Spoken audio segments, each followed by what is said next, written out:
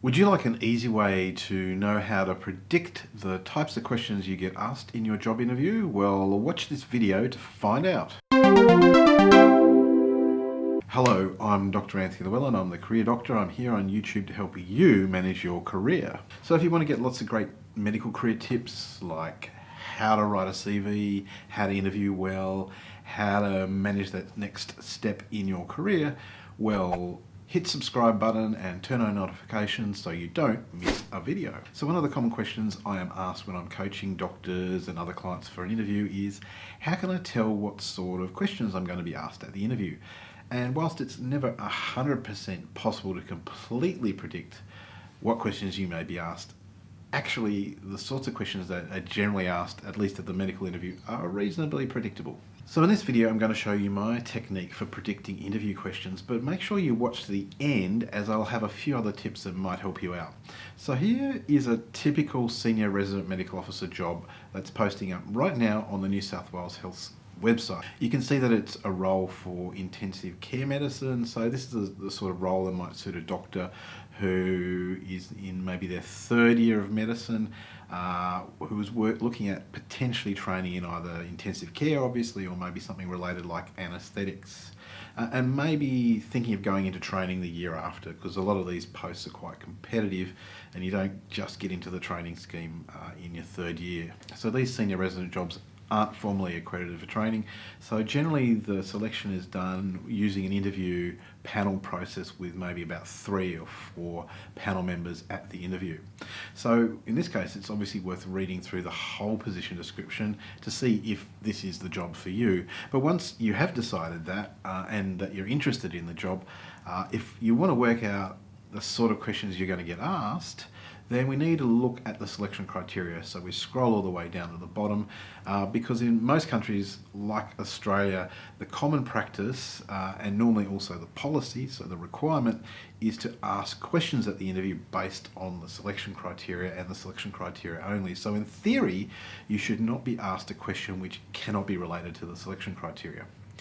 So for this job we have 8 selection criteria, which is the maximum allowed in New South Wales. So let's now look at some of these criteria. So I'm going to skip over the first one, which is about having a medical degree and being registered with a medical board, because you'll basically need to be able to prove this when you actually apply for the job. So you're not going to be asked a question about this unless there's a specific doubt in the panel's mind about the evidence that you've provided, in which case they probably aren't going to interview you in the first place. So let's look at selection criteria number 2, completion of at least 2 postgraduate years, including relevant experience in intensive care medicine.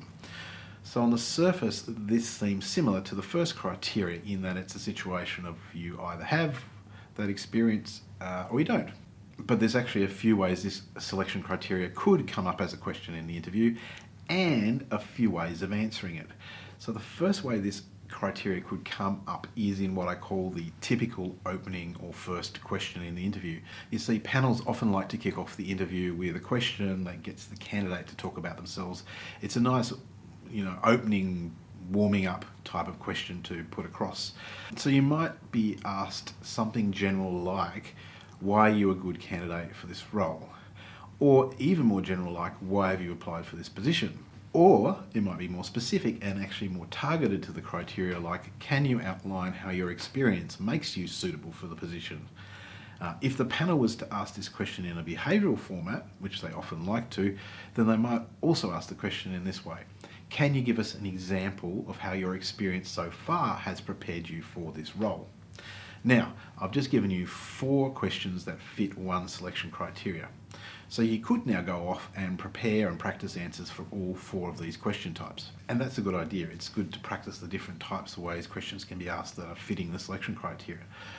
But actually, whilst the format of your answers to these different types of questions may vary slightly, the content will generally remain the same. Remember, with each and every question, it's an opportunity for you to emphasise your strengths to the panel. So in this instance, you would firstly give an outline of your experience so far, especially if it's more than 2 years because you're exceeding the criteria.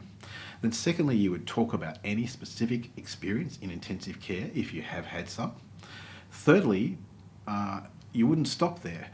You'd also talk about related experiences and training such as working in emergency medicine or doing an advanced life support course or being given the opportunity to participate in a medical emergency team, which are relevant to intensive care. And finally, you would give the best example of a case of a patient who required urgent or intensive care and how you contributed to that case, and also displays skills and competencies, again, relevant to intensive care. If any of that evidence is in your CV, and it should be, you would also refer the panel to your CV for more information. So let's look at one more of these selection criteria. Let's look at number 3, demonstrated ability to work independently in a supervised environment. More often than not, the most likely way this selection criteria will be asked is through a clinical scenario. So they'll give you a case and they'll ask you to talk about how you would respond to it. Now, if you're undertaking any coaching with me or you've done my interview skills course, we talk about how the clinical scenario assesses a few things. The clinical scenario is both an assessment of your clinical knowledge and skills, but also an assessment of your ability to seek help and access other resources. So you're likely to be given a scenario where you have to have a method and approach for assessing a sick patient. But there will be a point when the panel expects you to discuss when and how you would seek help from more senior colleagues. And this is likely to be the most critical part of the question. The approach to this question, therefore, is to show a balance between being able to act calmly in a situation which is urgent, to collect information, conduct an initial assessment, maybe even commence some management, but then use your assessment to gain input from a senior colleague. Once again, as always, an example, and it doesn't need to be the exact scenario, but something similar can be very powerful in demonstrating that you've been able to do this sort of thing in the past. So I promised you some other tips on how to predict and make sure you're covering the types of interview questions you'll get asked for the job interview. So another great tip for making sure you have practiced questions that you may have been asked at the interview is to find out from previous candidates what sort of questions they've been asked. You'll find that if you ask around, you'll often be handed a bunch of past questions. And if you get enough of them, you'll start to notice a bit of a pattern in that the questions start to repeat themselves. Issue is that there's only so many selection criteria that you can attach to jobs in medicine, and therefore only so many ways that you can ask questions around those selection criteria. So once you've practiced a couple of hundred questions, you've probably covered most of the ways that people get selected in medicine. So the questions will start to repeat themselves, and they may not be exactly the same, but in essence they are the same question.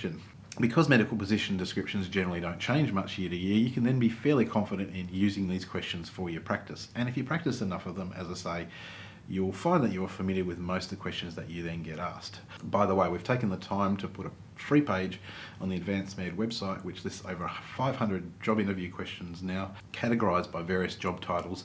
It's definitely worth exploring. Even if there are not many questions for your particular position, you'll probably find questions under other categories that look similar and are easily adapted to your job role. My second and last tip is to have a good example for each of the selection criteria that are listed in the job description.